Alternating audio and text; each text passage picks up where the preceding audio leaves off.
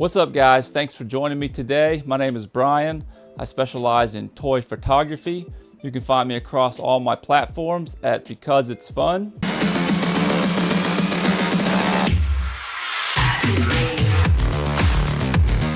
What's going on, guys? Thanks for tuning in today. Today I want to talk a little bit about this photograph here. This is the Mezco King Conan, which I know a lot of y'all are probably saying, yeah, no shit. We already know that. Thank you. Yeah, I don't mean to be redundant.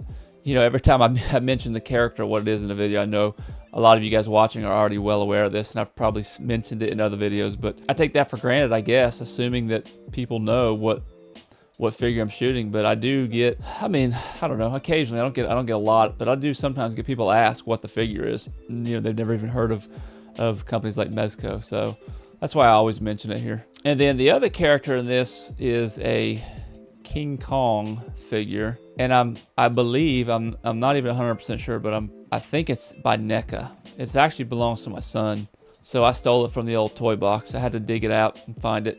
So in this photograph, you know, and I feel kind of guilty because I didn't actually mention this, and I should have, but another amazing photographer out there, toy photographer, is Visual Approach Photography. He did an awesome shot a while back. I don't know if any of you guys saw it or not, but it was Conan the scene looked like it was on the side of a mountain, and it was a similar pose to what I did with this King Conan. And he was actually knocking the Predator off the cliff, and I absolutely love that photograph. That is, to this day, my absolute favorite photograph from any other photographer out there. It's freaking awesome. I highly suggest, if you guys aren't following him, Visual Approach Photography, his work is phenomenal. I would say 100% his work is better than mine. It's really, really good, so check him out. And like I said, you can see that. And like I said, I felt kind of guilty not mentioning that to him. But here's my other thing too, is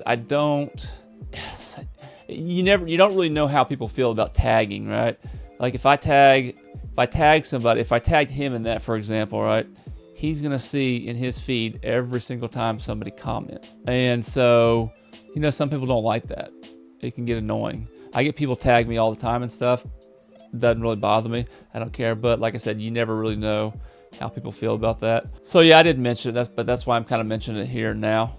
And so anyways, that photograph of his was kind of my inspiration for this photograph. And then in all honesty, I tried, you know, my best to make it different enough so it didn't look like I was, you know, copying him or plagiarizing him or anything. And so yeah, in this photograph, basically, I wanted that cold environment look, and I wanted to take advantage of this, you know, that cool cape that King Conan has to give it some flow and some movement. And then honestly, I was trying to figure out what other character I wanted him to be battling. I don't think I really have any other fantasy characters. Well, I take that back. I have one skeleton from Mythic Legions, and I didn't really feel like using that. And so I didn't have anything else that I wanted to use. And then I remember my son had that character. And then what made me think, or that King Kong, what made me think about that King Kong figure, what made me think about that figure was from the second Conan movie, Conan the Destroyer, when he fought that wizard who looked like a big gorilla with a red cape in the mirror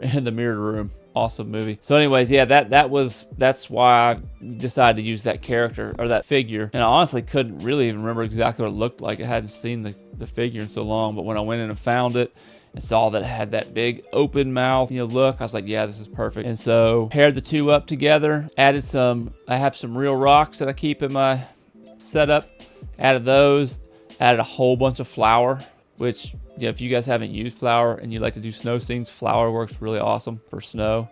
It is obviously kind of messy, but it vacuums up fine, so it's not really a big deal. Put a random little weapon, skull. I love putting that skull in the shot. I think it's just cool. It adds to that whole Conan realm. And then for the background, you know, I honestly can't remember, even looking at that background, I can't remember if that's a photograph I found online or if I used the AI to create that. So I'll have to go and find the photo and see. I'll list it. I'll put it up here in the video so you guys know. I'll show the photo and let you know which it was. And so this was a photo I really like the way this turned out. This was, you know, sometimes for me, when I shoot a photograph, there's like I guess a spectrum that I put those on. There's, you know, the one end of the spectrum where it's like I'm even debating whether to post it or just scrap it completely. And then obviously the other end is some of my more favorite shots or some that I feel like are some of my better shots. And I was really happy with the way this one turned out. And the reason I mention this is I'm kind of curious what you guys experienced with this. So I feel like I need to be careful how I say this or what I say here. But I would say my wife probably sees no more than 20% of my photos. She's probably never seen the majority of my photos. And I don't fault her for that, because I think that most people that aren't part of this community, like the rest of us, I mean, they just don't care. I mean, I'm sure there are some outside that would look at that and say, that's really cool. But I think most people that aren't into toys and or photography or both, honestly, probably look at our work and just like, they're like, okay, whatever. And so anyways, my wife kind of, I think, falls into that category. And so for the most part, I don't even usually show her. But then sometimes I'll have a photo that I'm really pleased with and I want to show her. Even though I know, on one hand, I'm telling myself, nah, there's no point. She's not going to care. What's the point? But then the other side of me is like excited, and I'm like, yeah, f it, let's show it to her. You know, and I'll show it to her. And then her response is like, it's good. And that's it, you know, or something along that lines, you know.